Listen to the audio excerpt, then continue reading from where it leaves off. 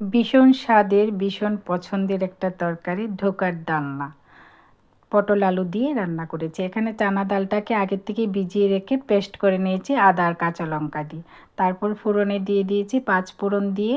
এখন ডালটাকে যে পেস্ট করে রেখেছি এটাকে ধোকা বানানোর জন্য ফ্রাই করে নেব। ভালো করে ডালটাকে ফ্রাই করতে হবে, কারণ ডালটা তো কাঁচা ছিল।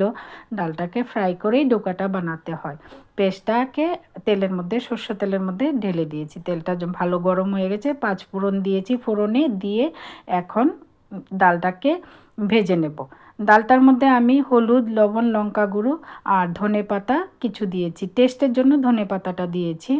আর দিয়ে ভালো করে এখন নেড়ে নেব। কাঁচা লঙ্কার কুচিটি দিইনি, কারণ বাচ্চারা খাবে, তাই বাইটে বাইটে কাঁচা লঙ্কাটা ভালো লাগবে না। হয়ে গেছে। এখন একটা প্লেটে নিয়ে আমি আধ ঘন্টার জন্য ফ্রিজে রেখে দেব। ফ্রিজে রেখে দিলে ভালো করে শেপটা সুন্দর হয়, তাহলে ভাঙবে না। এরপরে আমি তারপর কেটে নিয়েছি, চোকো চোকো করে কেটে নিয়েছি। কেটে তারপর ফ্রাই করে নেব।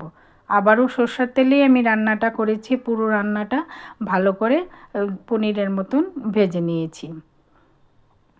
ধোকাটা তো ভীষণ স্বাদ হয়, খেতে ভীষণ ভালো লাগে, ভীষণ টেস্টি একটা রান্না।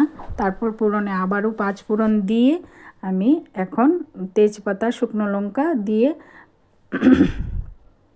ফোড়নটা গরম হয়ে গেলে তারপর পটল আলু দিয়ে, এটা কাঁচা কলা আলু দিয়ে, বেগুন আলু দিয়ে সব কিছু দিয়ে ডোকাটা রান্না করা হয়।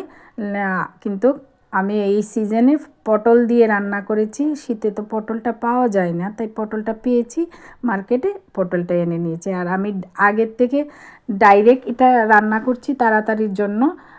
আগে আলু পটল আলাদা আলাদা করে ভেজে অনেকে করে, আমি সেইভাবে করিনি। আমি ডাইরেক্ট ফোড়নে দিয়ে তারপর আদা, কাঁচা লঙ্কা, জিরা বাটাটা দিয়ে তারপর শুকনো লঙ্কা বাটাটা দিয়েছি, একটু কাশ্মীরি লঙ্কা গুঁড়ো দিয়েছি কালারের জন্য।